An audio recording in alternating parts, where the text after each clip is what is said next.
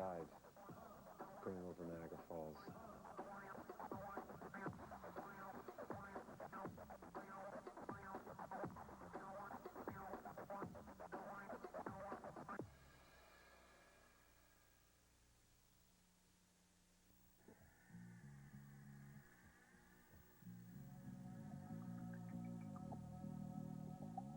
Fear, an unpleasant emotion caused by the nearness of danger or the expectation of pain.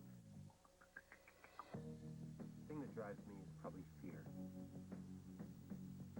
Fear of failure, fear of not having enough time, fear of not being as good as people want me to be, fear of not making a mark.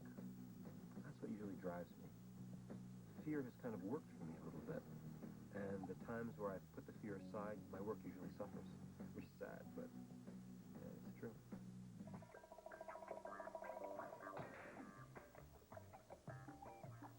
When you look at the shots of Niagara Falls, you realize how beautiful it is, how awesome it is. Niagara Falls is one of the 7 wonders of the world. It's never stopping, never ending. When you get there and you see it and you feel it, and you feel the force of the water, you can't anticipate something like that. You don't know what to expect. A lot of people made it a personal challenge to go over Niagara Falls and survive. And a lot of people died trying. I really wanted to, I guess, kick it up a notch. The first step was to be chained and strapped to a board. My hands were chained. My feet were locked down, my legs were locked down, and straps went across my chest. Then there was an actual box enclosure that locked over me, with my hands sticking out and my feet sticking out. And to make it a little bit more interesting, we set the raft on fire. A little stupid, but we did it. Then the raft was dropped into the rushing water, 500 feet before the edge of the falls. So I had 90 seconds to free myself from the board, from the box, from around the fire, and off the raft before the raft went over the edge of the falls. The night before the event, I was in my hotel room, about to go to sleep, and I had this nightmare. I had this daydream nightmare that I died going over Niagara Falls.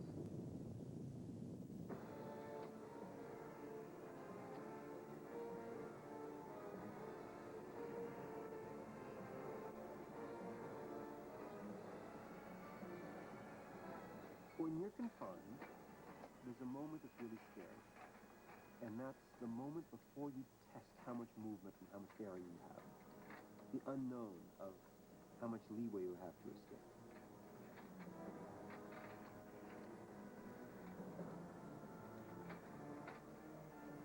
I don't like being confined. I don't like that. I don't like small elevators. I'm not claustrophobic, but I don't like not being able to breathe fully, you know?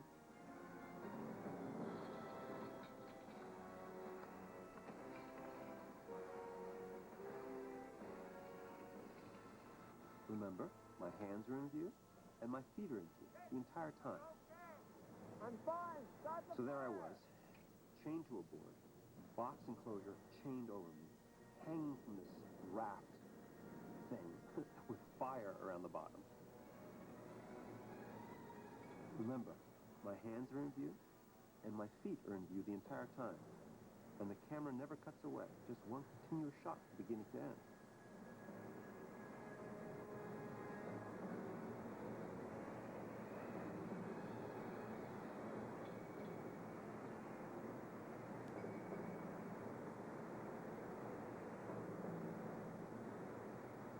When the raft was released into the water, it was the first time that it hit like that with me inside. And my head hit the top of the box, which threw me off for a second.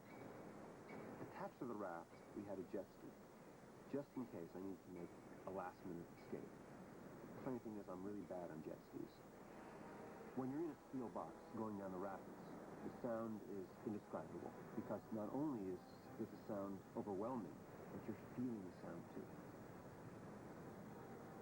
I was getting very, very nervous, which is not good. I was panicking. If you look really closely, you can see my hands struggling and going into the box getting free.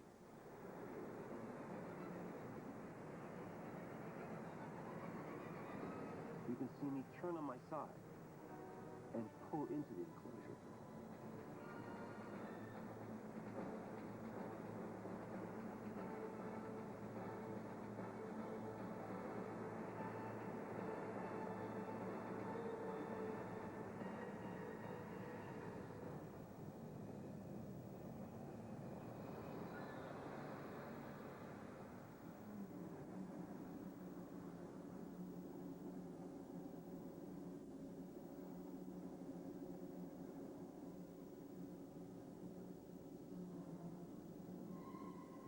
There's been a lot of debate whether or not I went over the falls or whether I magically escaped before I went over the falls.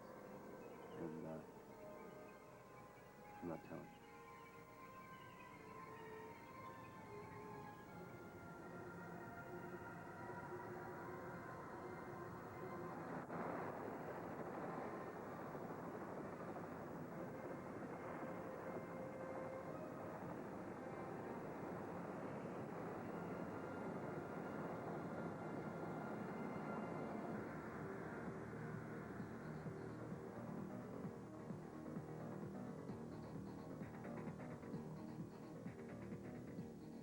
The ending shot, where I ended up underneath the helicopter on a rope, was this amazing feeling. I was totally soaking wet.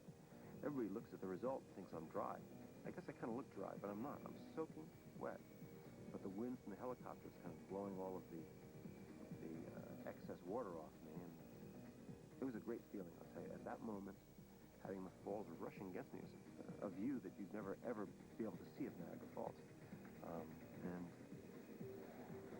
it's a great memory. Coming up next, water tank. And a big spike that would go crashing down on a timer if I took too long to get out. I don't think...